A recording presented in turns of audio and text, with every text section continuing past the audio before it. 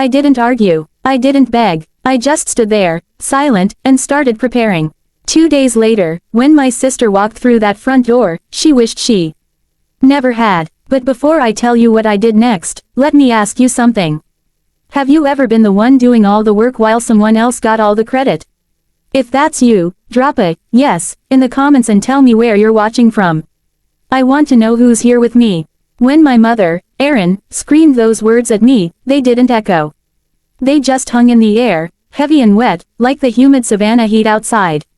48 hours. That was the timeline she gave me to vacate the life I had spent 5 years rebuilding. My sister, Kelsey, needed the house. She needed it for her wedding. For her aesthetic. For her followers. I looked around the foyer. The hand-restored wainscoting I had sanded down until my fingerprints were practically gone. The custom crown molding I sourced from a salvage yard in Atlanta and installed myself.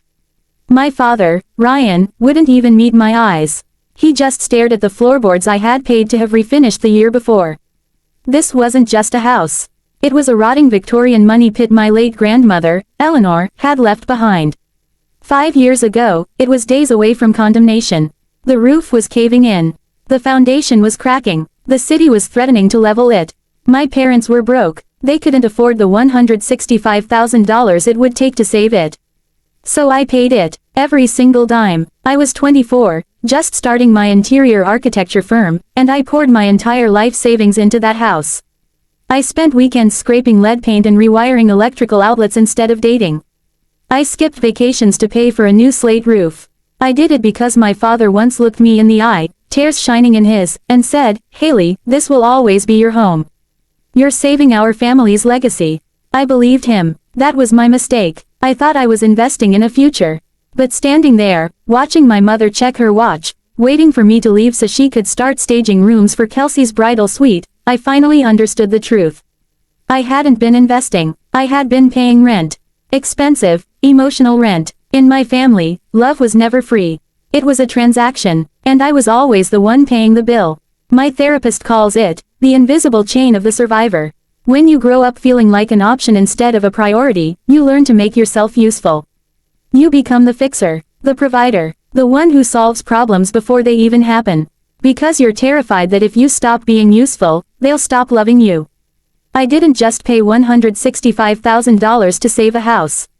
I paid it to buy my place in that family. I thought if I made the house perfect, maybe I'd finally be perfect enough for them. But Kelsey, she never had to pay. She just had to exist. She was the golden child, the influencer with the perfect smile and the carefully curated life. She didn't need to fix anything because she was the prize. I was just the maintenance crew. And now the maintenance was done. The house was beautiful, magazine ready, which meant my usefulness had expired. I was being discarded like a contractor whose job was finished. "Fine," I said. My voice didn't even shake. I surprised myself with how calm I sounded. 48 hours. My mother let out a sigh of relief, almost annoyed that she didn't get the fight she expected. "Good," she said. "Make sure the guest room is clear. Kelsey wants to set up her makeup station there." I walked past them and went upstairs, up the staircase I had reinforced with my own hands. Inside my bedroom, I closed the door. I didn't cry. I didn't scream. I just sat on the edge of my bed and stared at the vintage brass doorknob I'd spent 3 weeks hunting down on eBay. It was beautiful. It was perfect. And it was mine. I pulled out my phone and opened my contacts. I didn't call a moving company. I called a specialized architectural salvage crew I worked with on high-end renovations. "Hey, Mike," I said when he answered. "I've got a rush job. Full strip out. Everything," he asked. "Everything," I replied. "If I bought it, it goes. Especially the fixtures." The clock ticked down, and I became a ghost in my own home. I packed my clothes in silence while my mother bustled around downstairs, measuring windows for drapes she wouldn't be paying for. She didn't notice the blue painter's tape I used to tag items. She didn't notice the salvage crew parking in the back alley. When they started, it was surgical. Nothing was smashed. Nothing was broken. We simply uninstalled. The vintage crystal chandelier in the dining room. Gone. The custom marble island in the kitchen. Lifted and crated. The smart appliances. Disconnected and removed. Imported Italian faucets. Unscrewed. We took the drapes. We took the blinds. We took the cabinet hardware. We took the light switch covers. We even removed the antique doorknobs and replaced them with the cheapest hollow contractor-grade knobs I could find at the hardware store. When the 48 hours were up, the house wasn't a home anymore. It was a shell, an echo chamber of bare studs and exposed subflooring. It looked exactly like what it truly was, a structure stripped of its soul. I stood in the foyer one last time. The walls were scarred where sconces once hung. The floors looked dull without the rugs. It was ugly, it was dark, it was barren, it was the physical manifestation of my absence. I dropped the key onto the hardwood. The metal clink echoed through the empty space. Then I walked out. I didn't look back. I drove to a hotel on the other side of Savannah. I ordered room service. I took a long, hot shower. And for the first time in 5 years, I didn't worry about a leaking pipe or a drafty window. When I finally turned my phone back on, it nearly exploded with notifications. 17 missed calls from my mother.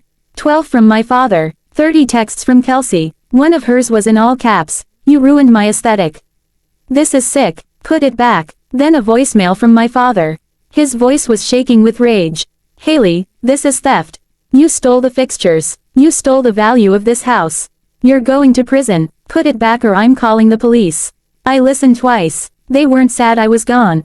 They weren't worried about where I was sleeping. They were furious the amenities were gone. They were shocked, not because I was cruel, but because the appliance had stopped working. This is what happens when cruelty becomes normal. They had normalized my exploitation so deeply that my leaving felt like theft to them. They truly believed they were entitled to my labor, my money, my taste. They thought the house came with a Haley warranty. Well, the warranty had just expired. The next morning, a process server handed me a thick envelope in the hotel lobby. My father wasn't bluffing. He was suing me. Destruction of property, theft of fixtures, intentional infliction of emotional distress. He was claiming over $200,000 in damages. For a moment, panic hit me cold and sharp. Had I gone too far? Fixtures are often considered part of the property once attached. Maybe I had crossed a line. I called Grace. Grace wasn't just my best friend. She was a shark of a family law attorney who specialized in estate disputes, and she had been my grandmother Eleanor's executor. "Meet me at the office," she said. "Bring everything." I sat in her glass-walled conference room with the lawsuit between us like a live grenade. She flipped through it calmly. "This is a temper tantrum," she said.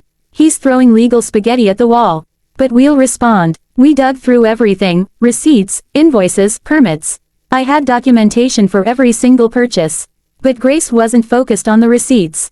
She was digging through the original transfer documents from 5 years ago, when my grandmother passed and my parents took over the property. She pulled out a dusty folder labeled 2019, Ryan Legal. "Do you remember your dad's lawsuit back then?" she asked. I did. A supplier had sued him for non-payment. He was terrified of losing everything: his business, his savings, the house. Grace slid a document across the table. It wasn't a receipt. It was a deed. A quitclaim deed. "They transferred the property to you to hide it from creditors," she said quietly. The memory rushed back. They had told me it was temporary. A tax strategy. A formality. They said they'd reverse it once the lawsuit was settled. They never reversed it, Grace said. They would have had to pay transfer taxes and recording fees. They were too cheap. They assumed you'd never check. She looked up at me, a sharp smile forming. "Legally, Haley, you're not the tenant. You're not the contractor. You are the sole owner of that house. Your parents aren't landlords." She paused. "They're squatters." The room spun. For 5 years, I hadn't been renovating their house. I had been renovating mine. They had evicted me from my own property. The fear drained out of me, replaced by something colder. "Clearer. Letter?" Grace asked, "or in person?" I thought about Kelsey's wedding rehearsal the next morning. About my mother's Facebook post bragging that they had hired emergency stagers to save the day. "In person," I said. The next morning, the Savannah sun was blazing. Cars filled the driveway. Caterers unloaded trays. A florist van blocked the garage. White folding chairs dotted the lawn. My parents stood on the porch, directing traffic, stressed but triumphant. They thought they had erased me. I didn't come alone. A sheriff's cruiser pulled up behind me, lights flashing silently. 2 deputies stepped out. My father saw me first. He stormed down the steps, face purple with rage. "You've got some nerve showing up here after what you did. Get off my property before I have you arrested for trespassing." I walked forward until I was standing right in front of him. Kelsey ran out in her silk bridal robe, champagne in hand. Get her out of here, Dad. She's trying to ruin my day again. You can't kick us out, my father spat. I bought this place. I own it. I reached into my bag and pulled out the certified copy of the quitclaim deed. No, Dad, I said calmly. You didn't. I handed it to him. I watched his eyes scan the page. I saw the moment the air left his lungs when he recognized his own signature. This house is mine, I said. It has been for 5 years. You're trespassing, and I want you out. One deputy stepped forward. Sir, is this your signature? My father hesitated. Is this your signature? Yes. Then you need to vacate the premises. The owner has requested your removal. My mother began screaming, not in sorrow, but in fury. This is a misunderstanding. We're her parents. I looked at her. The woman who gave me 48 hours. You have 48 minutes, I said. Get your things. Get your guests. Get out. The wedding wasn't cancelled. It was relocated to a motel banquet hall by the highway. I heard the lighting was terrible. I didn't keep the house. I couldn't. The memories were too poisoned. I sold it as is. Even stripped, the market was hot, and the structural improvements added significant value. I made a substantial profit. I used that money to launch my own boutique architecture firm. I named it Eleanor Design, after the only person in that family who ever loved me without conditions. My parents tried to sue again. It went nowhere. The paper trail was airtight. They ended up in a small apartment, their finances exposed, their reputation damaged. Kelsey stopped speaking to me. Honestly, that was the best wedding gift she ever gave me. Now I sit in my new office, looking out over the Savannah skyline. I'm not the fixer anymore. I'm the builder. I cut the cord, and for the first time in my life, I'm not afraid of falling. I built a new foundation, one they can never touch. That's the real justice of it. The best revenge wasn't the eviction. It wasn't the humiliation. It was taking the resources they tried to steal, and planting a garden they can never burn down. If you've ever had to burn a bridge to save yourself, share this story. And tell me, what was the moment you finally said, enough?